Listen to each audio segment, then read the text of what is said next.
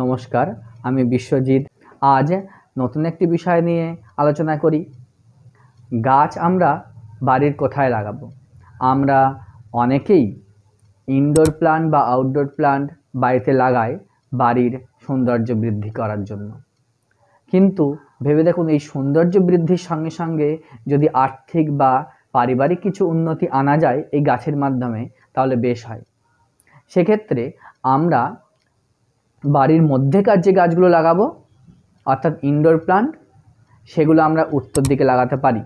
বিশেষ করে money plant আপনি উত্তর দিকে লাগাতে পারেন, সেটা খুব ভালোই কাজ দেয়। মানি প্লান্ট আর একটা জায়গায় খুব ভালো কাজ দেয়, সেটা হলো অগ্নিকোণ বা সাউথ ইস্ট। সাউথ ইস্টে আপনি বাড়ির ভিতরে হোক বাইরে হোক গাছ লাগান, সবুজ গাছ লাগান। আর পূর্ব দিকে ঠিক মিডলে বেশি করে গাছ লাগান।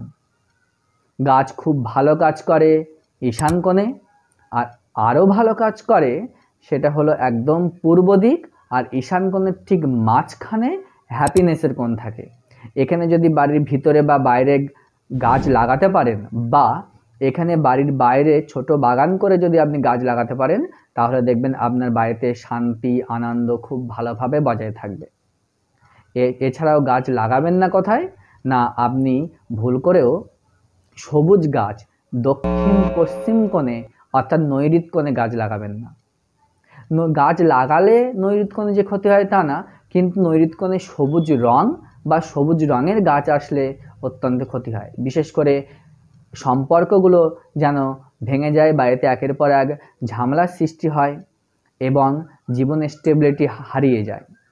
এক্ষেত্রে আপনারা এই দক্ষিণ পশ্চিম বা নৈঋত কোণে আপনি সবুজ গাছ বা সবুজ রং অ্যাভয়েড করুন।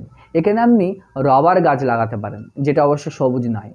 এছাড়াও পশ্চিম দিকে বেশি গাছ চলে আসলে বাড়িতে থাইরয়েডের প্রবলেম বেড়ে যায়। এর জন্য পশ্চিম দিক থেকে গাছ সরান, তাহলে দেখবেন অনেকটাই উপকার পাবেন। নমস্কার।